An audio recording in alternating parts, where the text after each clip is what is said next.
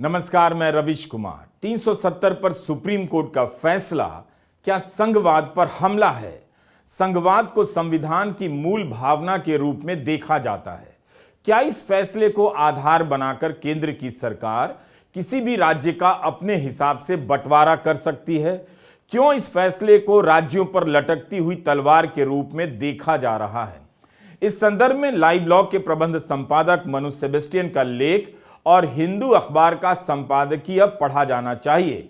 हमने 11 दिसंबर के अपने वीडियो में भी इन पहलुओं की तरफ इशारा किया था, मगर हिंदू अखबार ने 974 शब्दों का सहारा लेते हुए विस्तार से संपादकीय लिखा है। आमतौर पर जिस जगह पर 2 संपादकीय छपा करते हैं, आज के संपादकीय स्तंभ में केवल सुप्रीम कोर्ट के फैसले को जगह दी गई है, ऊपर से लेकर नीचे तक, आपाद मस्तक। हमें लगता है कि द हिंदू अखबार ने जिस नज़र से इस फैसले को देखा है उसकी बात होनी चाहिए। यह समझना जरूरी है कि क्यों द हिंदू ने सुप्रीम कोर्ट के फैसले को संघवाद विरोधी लिखा है। इसके लिए अंग्रेजी का एक शब्द ओमनियस का इस्तेमाल किया है, जिसका मतलब है कुछ बुरा होने वाला है, अशुभ संकेत माना है। हम आज के वीडियो में उन पहलुओं की बात करेंगे जिसे शायद ही किसी हिंदी अखबार में प्रमुखता से जगह दी गई हो। इसलिए हम सबसे पहले फैसले के अगले दिन यानी 12 दिसंबर की सुबह आपके घरों में पहुंचे हिंदी के 3 बड़े अखबारों के पहले पन्ने पर नजर डालते हैं। दैनिक भास्कर की पहली हेडलाइन है, कश्मीर पर हर भारतीय का हक। इस पर हमारा सवाल है कि क्या सुप्रीम कोर्ट के फैसले से यह सुनिश्चित हुआ है कि कश्मीर पर हर भारतीय का हक है? उसके पहले हर भारतीय का हक नहीं था। दैनिक जागरण की हेडलाइन है, 7 दशक का दंश खत्म। धारा 370 को लाल निशान से काटा गया है। अब इस पर हम एक तथ्य रखना चाहते हैं। 27 नवंबर 1963 को नेहरू ने ही लोकसभा में कह दिया था कि अनुच्छेद 370 घिस चुका है। कोई शक नहीं कि कश्मीर का पूरी तरह से एकीकरण हो चुका है। तब फिर जागरण ने क्यों लिखा कि 7 दशक का दंश खत्म हुआ? जागरण के मुख्य संपादकीय पन्ने पर प्रधानमंत्री मोदी का लेख छपा है, जिसका शीर्षक है एकीकरण को बल देने वाला फैसला। अगर आप इसे नेहरू के बयान से मिलाकर देखें तो सवाल उठता है कि जब एकीकरण पूरा हो चुका है, तब फिर यह एकीकरण पर बल देने वाला फैसला कैसे है? अब अमर उजाला की हेडलाइन देखिए, आखिर 370 से पूरी आजादी। अखबार का जोर पूरी आजादी पर है। एक अखबार कहता है दंश खत्म हुआ, एक कहता है हर भारतीय को हक मिल गया, एक कहता है पूरी आजादी मिली। हमने 11 दिसंबर के वीडियो में बताया था कि किस तरह हिंदी अखबारों के जरिए प्रमुखता से एक ही राय और एक राजनीतिक सोच को हेडलाइन से लेकर विश्लेषण में जगह दी जाती रही है। प्रमुखता का इस्तेमाल इसलिए किया क्योंकि कभी कभार असहमति के लेख कहीं किसी किनारे छप जाते हैं। अगर मुख्य रूप से देखें तो अनुच्छेद 370 को लेकर हिंदी अखबारों का coverage Bharatiya Janata party, RSS की सोच और राजनीति से अलग नहीं रहता। यह शोध का विषय हो सकता है कि 2014 के पहले से ही ऐसा रहा है। उस समय किस तरह से इस मुद्दे पर कवरेज हुआ करता था। लेकिन एक बात और है, यह भी हमने 11 दिसंबर के वीडियो में कहा है कि हिंदी प्रदेशों के विपक्ष के नेताओं ने कभी इस मुद्दे पर प्रमुखता से भाषण नहीं दिया, अपने कार्यकर्ताओं को प्रशिक्षित नहीं किया। उन्हें पता ही नहीं कि इस मुद्दे पर कैसे और क्या बोलना है। 11 से लेकर 12 दिसंबर के बीच आप विपक्ष के एक नेता का नाम बता दीजिए जिसने इस फैसले या 370 के मुद्दे पर विस्तार से अपनी बात रखी हो। विपक्ष ने भी इसकी राजनीति को कभी काउंटर नहीं किया है। आज हमने केवल 2 अखबारों में छपी खबरों की तस्वीरें ली हैं। हमारे गिनने में त्रुटि हो सकती है, लेकिन 25 से अधिक खबरें, संपादकीय लेख, छोटे बॉक्स में बयान केवल अमर उजाला और जागरण में छपे हैं। इनमें 90% से भी ज्यादा हिस्सा सत्ता पक्ष के नजरिए को दिया गया है और कोर्ट के फैसले की बातों को दिया गया है। हिंदी के करोड़ों पाठकों को इसी तरह से समय समय पर इस मुद्दे पर दवा पिलाई जाती रही है। लिहाजा उन्हें एक ही बात का पता है और जो बात संघ की बात है। विपक्ष का आलस्य और संघ की मेहनत के कारण यह मुद्दा इतना बड़ा हो गया, जबकि जागरण में ही यह छपा है। हेडलाइन देखिए, जम्मू कश्मीर के पास नहीं थी कोई संप्रभुता। जब संप्रभुता थी ही नहीं किसी भी प्रकार की, बाहरी भी नहीं आंतरिक भी नहीं, तब फिर यह प्रपंच क्यों फैलाया गया कि कश्मीर अनुच्छेद 370 के हटने से एकीकृत हो रहा है? क्या इस तरह के भाषणों से लोगों तक पहुंचाया गया कि इसका हटना जरूरी है तभी एक होगा, जबकि 370 के कारण तो कश्मीर को किसी प्रकार की संप्रभुता मिली ही नहीं थी। अब हम बात करेंगे द हिंदू अखबार के संपादकीय की। एक दर्शक के तौर पर जानना बहुत जरूरी है कि वो अलग राय क्या है, क्या उसमें कोई दम है। 370 को लेकर आपको जो बताया गया और जिस पर आप यकीन भी करते हैं, क्या वह तथ्यों पर आधारित है?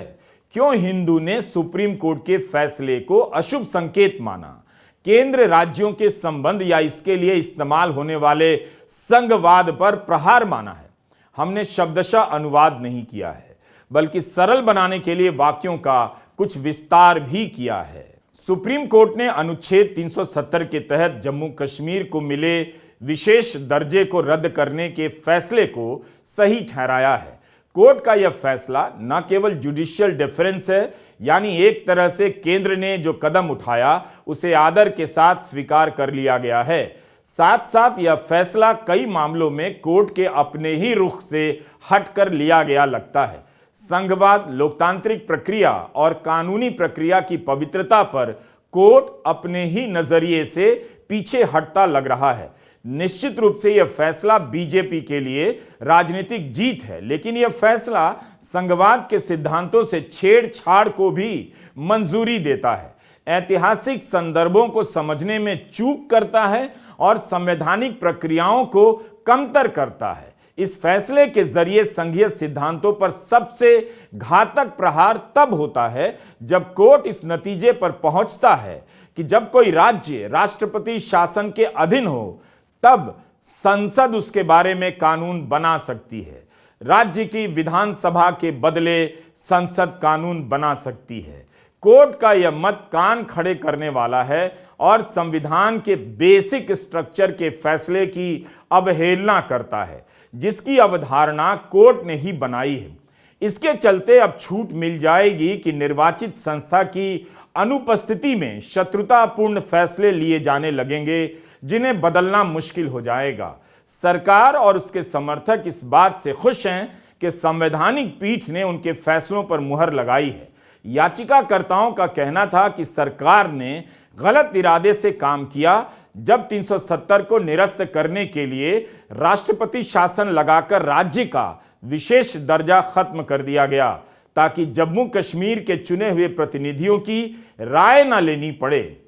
यह संपादकीय कह रहा है कि अगर किसी राज्य में राष्ट्रपति शासन लगा दिया जाए, उसका विभाजन कर दिया जाए, उस राज्य की किस्मत किसी और तरीके से तय कर दी जाए, तो इस खेल को कोर्ट के फैसले से मंजूरी मिल जाएगी, जो आने वाले समय में खतरनाक हो सकती है।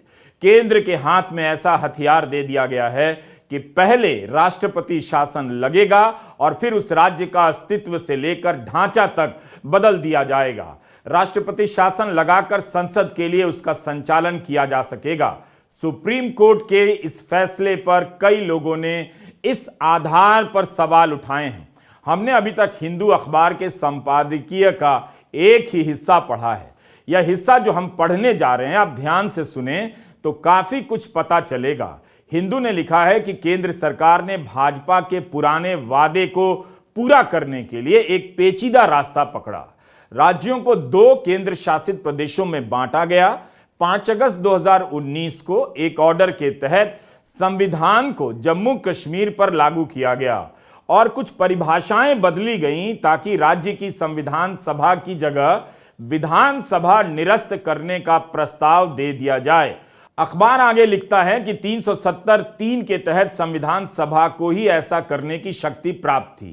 कोर्ट ने यह कहा है कि 5 अगस्त के उस ऑर्डर के कुछ हिस्से असंवैधानिक थे, क्योंकि वो एक तरह से अनुच्छेद 370 का ही संशोधन कर रहे थे, जिसकी अनुमति नहीं थी। मगर कोर्ट ने 6 अगस्त के उस ऑर्डर को सही ठहराया, जिसमें अनुच्छेद 370 को वैध माना गया था और कहा गया कि 5 अगस्त के ऑर्डर के अलावा भी राष्ट्रपति ऐसा कर सकते हैं। इसे यूं समझिए, 5 अगस्त के विधानसभा के सुझाव को मान्यता देने वाले ऑर्डर से केंद्र ने अपनी कार्रवाई को कानूनी रूप से मजबूत करने का काम किया। लेकिन अगले ही दिन ऐसा ऑर्डर लेकर आ गए जिसमें कहा गया कि अगर सुझाव ना हो तब भी राष्ट्रपति ऐसा कर सकते हैं। राष्ट्रपति बिना किसी प्रस्ताव के भी विशेष राज्य का दर्जा खत्म कर सकते हैं। अखबार ने फैसले के अध्ययन के बाद यह संपादकीय लिखा है। कितने अखबारों ने इसे प्रमुखता से जगह दी है कि सुप्रीम कोर्ट ने 5 अगस्त के आदेश के कुछ हिस्से को असंवैधानिक माना है। यही नहीं, क्या किसी अखबार ने आपको बताया है प्रमुखता से कि सुप्रीम कोर्ट ने इस प्रश्न को खुला छोड़ दिया कि संसद एक राज्य को केंद्र शासित प्रदेश में बदल सकती है या नहीं? अगर इस पर भी फैसला आ जाता तो क्या फैसला वैसा आता जो आया है? हमने 11 दिसंबर के वीडियो में यही तो कहा था, सिद्धार्थ वरदराजन के हवाले से, कि इससे तो यही मतलब निकलता है कि सरकार चाहे तो राष्ट्रपति शासन लगाकर विधानसभा की शक्तियां राज्यपाल को सौंप दे, किसी राज्य का दर्जा खत्म कर दे। अगर कोर्ट यह कह देता कि मोदी सरकार ने कश्मीर के साथ ठीक किया है तो बाकी राज्य इसके विरोध में खड़े हो जाएंगे। अगर कोर्ट यह कह देता कि राज्य के दर्जे को खत्म करने का तरीका गलत था, तब फिर 370 को निरस्त करने के सरकार के फैसले को कोर्ट का सही ठहराने का तर्क कमजोर लगता। और यह आशंका बेबुनियाद नहीं है। इसे समझने के लिए हम कुछ पुरानी खबरों को पलट लेते हैं। यह कुछ हेडलाइन है बंगाल से संबंधित। वहां की विधानसभा में प्रस्ताव पास किया गया है कि राज्य का विभाजन नहीं होने दिया जाएगा। मुख्यमंत्री ममता बनर्जी के कई तरह के बयान हैं कि किसी भी कीमत पर राज्य का विभाजन नहीं होने देंगे। क्या इसे बीजेपी ने कभी आधिकारिक रूप से कहा? नहीं कहा। मीडिया रिपोर्ट में हमें मिला कि गृह मंत्रालय ने इसका खंडन किया है कि ऐसा कोई प्रस्ताव है। लेकिन ऐसी बातें जब राजनीति में उड़ने लगती हैं तो दूसरे पक्ष को सतर्क होना पड़ता है। यह बात कि बंगाल का विभाजन हो सकता है आकाश से नहीं टपकी थी। स्क्रोल में शोएब दनियल की रिपोर्ट आप पढ़िए, 21 जून 2021 की है। विधानसभा चुनावों के नतीजे आने के बाद केंद्रीय एजेंसियों ने राज्य पर धावा बोल दिया, गिरफ्तारियां होने लगी। कुछ बीजेपी के नेता उत्तर बंगाल को केंद्र शासित प्रदेश में बदलने की बात करने लगे। 13 जून 2021 को जलपाईगुड़ी की एक सभा में मुद्दा उठ गया कि नेपाल और बांग्लादेश से घुसपैठ हो रही है, राष्ट्रीय सुरक्षा को खतरा है। जेपी नड्डा भी मौजूद थे जो बीजेपी के राष्ट्रीय अध्यक्ष हैं। उसके बाद राज्य के कुछ नेता ऑन रिकॉर्ड इसकी मांग करने लगे। अलीपुरद्वार से बीजेपी के सांसद जॉन बारला ने कहा कि मैंने इसकी मांग की है। अलग कामतापुर को लेकर आंदोलन रहा है। ग्रेटर कूच बिहार और गोरखालैंड को लेकर आंदोलन चलता रहा है। मेरा मत है कि उत्तर बंगाल को अलग कर केंद्र शासित प्रदेश बना देना चाहिए। बीजेपी के एक और सांसद ने इसकी मांग कर दी। बीजेपी के 75% विधायक उत्तर बंगाल के इलाकों से ही जीत कर आए थे। इस इलाके में बीजेपी का प्रभाव है, इसलिए अलग उत्तर बंगाल राज्य के जरिए बंगाल पर राज करने का सपना देखा जा रहा है। शोएब दनियल लिखते हैं, बीजेपी के प्रदेश अध्यक्ष का बयान आता रहता है कि आधिकारिक लाइन नहीं है, फिर भी हवा उड़ती रहती है। यहां 2 बातें कहना चाहता हूं। घुसपैठ के नाम पर आपके दिमाग में भूसा भरा जाता है, लेकिन क्या आप जानते हैं कि केंद्र सरकार ने सुप्रीम कोर्ट से कह दिया है कि भारत में कितने घुसपैठिए कहां रह रहे हैं, इनकी सही संख्या के बारे में बताना संभव नहीं है। सुप्रीम कोर्ट से कहा है केंद्र सरकार ने। क्या इस खबर को सरकार के मंत्री या समर्थक या गोदी मीडिया अपने चैनलों से या अपने ट्विटर हैंडल से ट्वीट कर रहा है? नहीं करेगा। क्या यह ऐतिहासिक नहीं है कि केंद्र सरकार ने हाथ खड़े कर दिए कि हम असम और पूर्वोत्तर के राज्यों में घुसपैठियों की संख्या का पता नहीं लगा सकते, मगर घुसपैठ के नाम पर बीजेपी के नेता अलग राज्य बनाने का भूत खड़ा करते रहते हैं।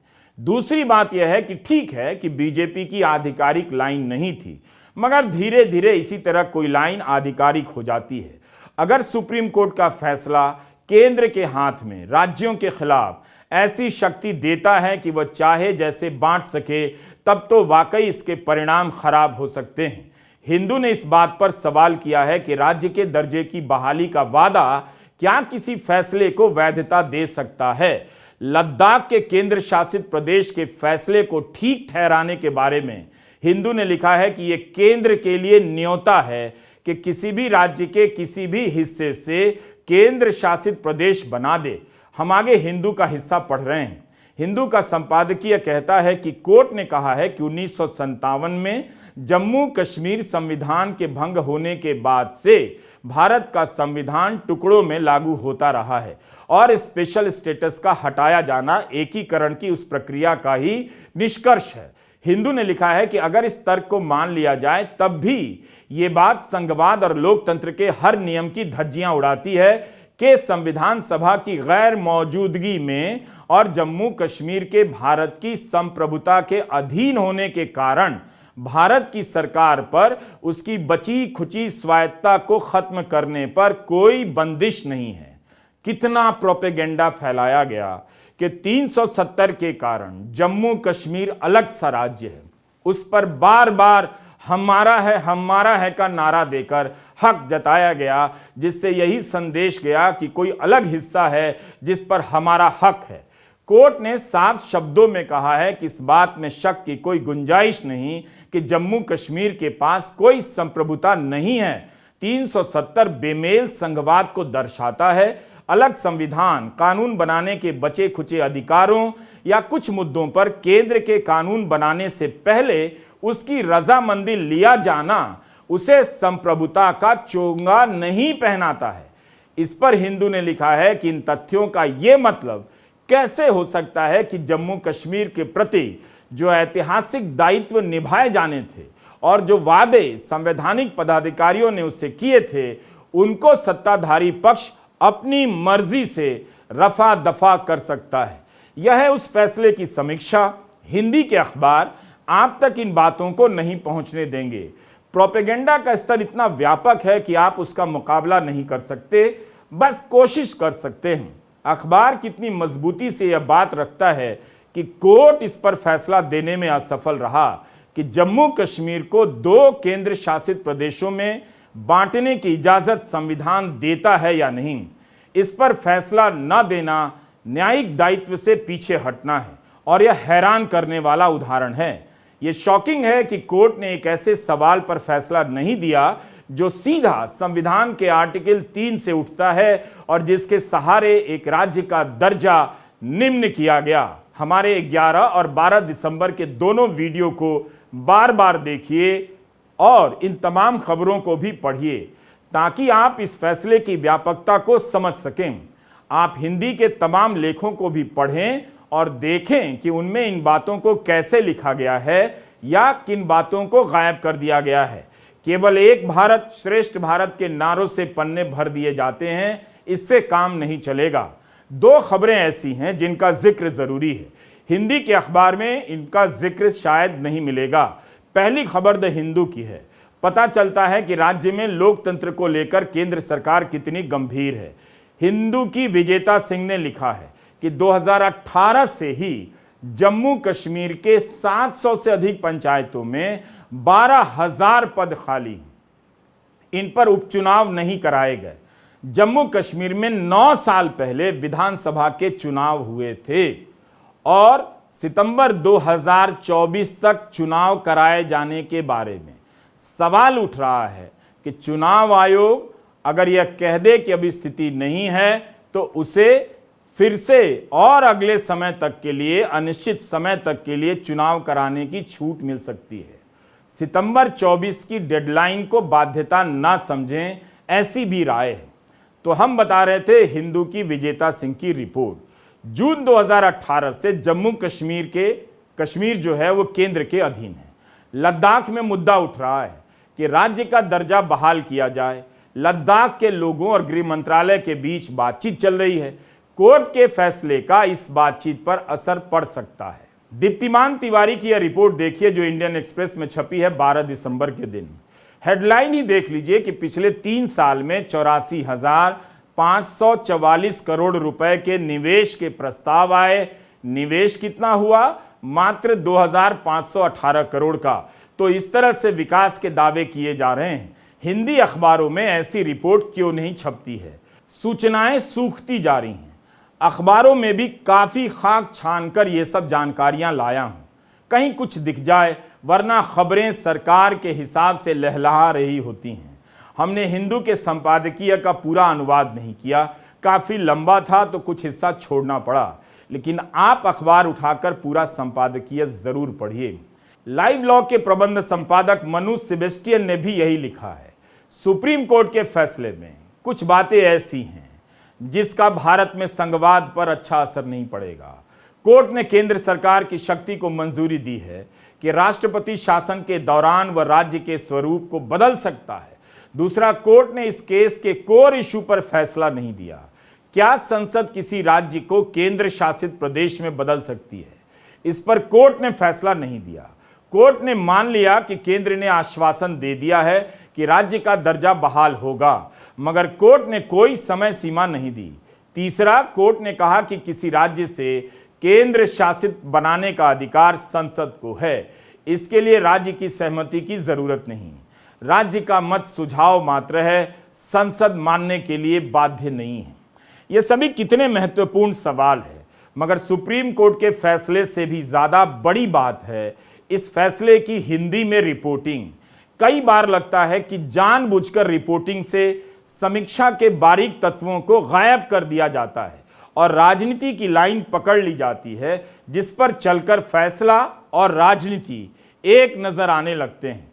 अफसोस कि आप दर्शकों का, खासकर हिंदी के दर्शकों का जानने का रास्ता चारों तरफ से बंद कर दिया गया है। अब आप इस स्थिति में पहुंचा दिए गए हैं कि कुछ भी मान सकते हैं। फैसला ऐतिहासिक नहीं है, आपका कुछ भी मान लेना ऐतिहासिक है, देखते हुए भी नहीं देखना ऐतिहासिक है। नमस्कार, मैं रविश कुमार।